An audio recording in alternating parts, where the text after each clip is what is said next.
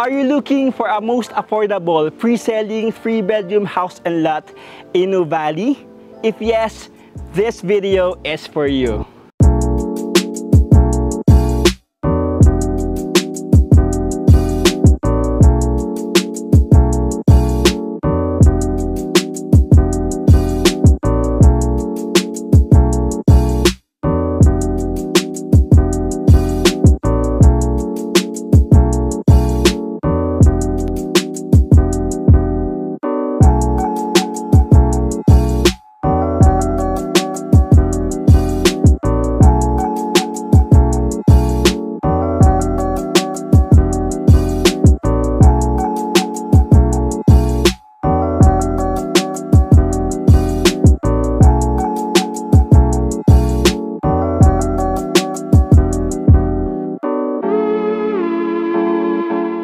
Hi guys, this is me again, Steve Singson, your property expert.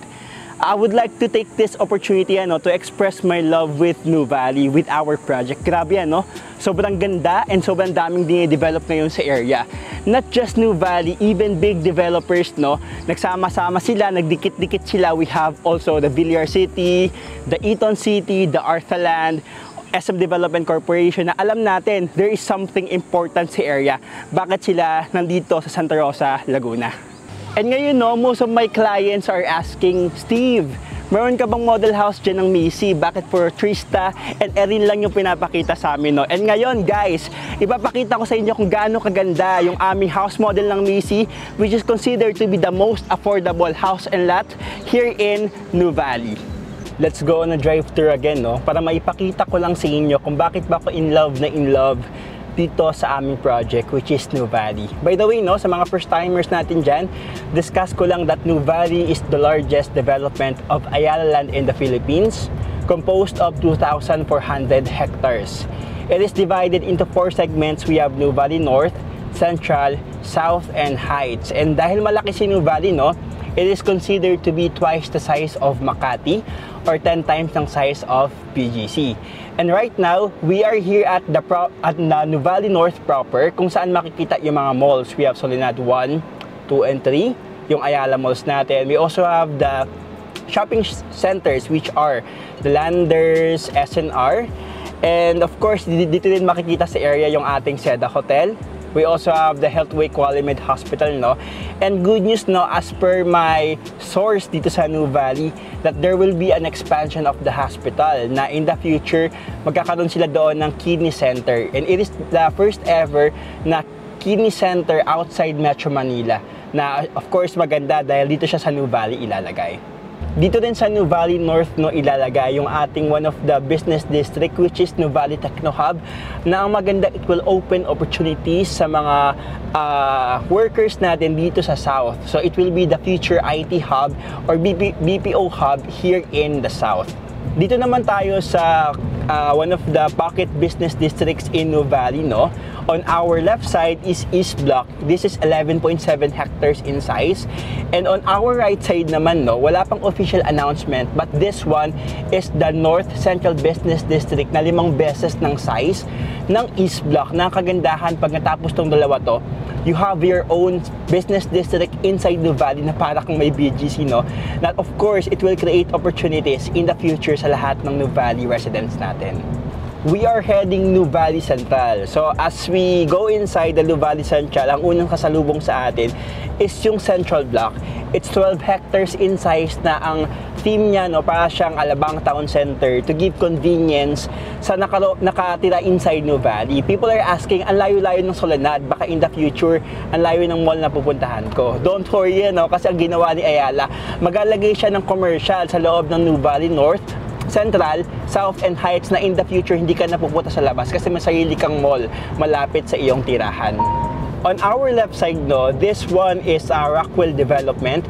Sabi ng mga clients, bakit daw nakapasok ang isang Rockwell sa loob ng Nuvali, Technically, yung last part ng development ni Rockwell is nakahiga along Nuvali Boulevard. Na kagandahan, magkakaroon si Rockwell doon na magandang development. Na bali-balita daw, there is a power plant mall na gagawin. Now, of course, we from Nuvali, makikinabang tayo sa gagawin ni Rockwell and also with Rockwell din sa atin. It's like a win-win situation ng dalawang big developers. Yan, this is New Valley Boulevard, no? And sa pinakatumbok niya, yan, this one is 10 hectares na Alfresco Mall. Wala pa ding official announcement, but ito yung isa sa pinakamagandang mall na gagawin inside New Valley. Na, of course, dito located si Southdale Settings, no? It will be like 2 or 3 minutes away lang from your subdivision na may sarili kang mall sa part ng New Valley South. The good thing about New Valley, no, we also have schools inside. On our right side, this one is Everest Academy. Since sa labas, no, sa may bandang New Valley Central, we also have the Xavier School. And paglagpas natin dito, we also have the Miriam College. Not just inside New Valley, but along Santa Rosa area, no, we have the UST, LaSalle, Ateneo, the ongoing construction of UE. Nakakagandahan, these big schools nagpupuntahan sa isang area. So there is something special sa part ng Santa Rosa area. Nakagandahan, this area will be considered to be the next university belt of the South. We are now here at New Valley South, no? One of the highest peaks of New Valley. Nakagandahan, ang ganda ng weather dito, tapos ang taas ng elevation. Wala po tayong issue when it comes to flood.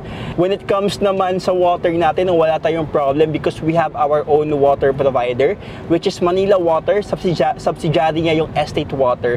So hindi tayo dependent sa water ng local. So, yun yung kagandahan kay Ayala, no? Kasi hindi na lang natin develop yung commercial area, but of course, the security system, the water system, lahat yan kay Ayala. Ayan, no? So, ito yung pinaka-entrance natin going to Southdale and Aberdeen. So, ito yung house model na i-feature natin later. So, this is the newly opened Forest Avenue na sa pinakadulo niyan, there will be an access going to Batino exit. So, ang dami nating exit in the future, no? Marami tayong access going inside to Southdale Settings, New Valley. We are now here at the entrance of Southdale Settings, New Valley, no? As you can see, ongoing pa ang construction, sobrang pre-selling pa siya. So imagine ano ang presyo nito pag may nakikita na tayong amenities, kapag maayos na yung area. Kaya this is the best time to invest habang ginagawa pa ang ating project. This project has a total land area of 21 hectares in size, by which 45% ang pupunta sa open spaces, no?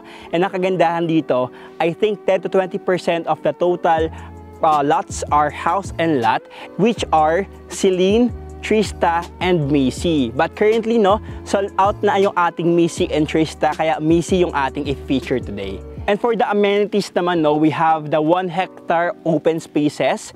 We also have the adult pool, kiddie pool, kids play area, clubhouse. Nakagandahan, basta nakatira ka kay Southdale Settings, New Valley, ma-enjoy natin yung ganito kagandang mga amenities. We are now here at one of the subdivisions of Avida Land, and dito makikita natin yung actual na turnover ni Macy na dressed up na siya, no? Since na ongoing pa ang construction ng house and lot in Southdale. But in the future, once available na ito, papasokin natin yung magiging house and lot natin kay Southdale Settings, New Valley.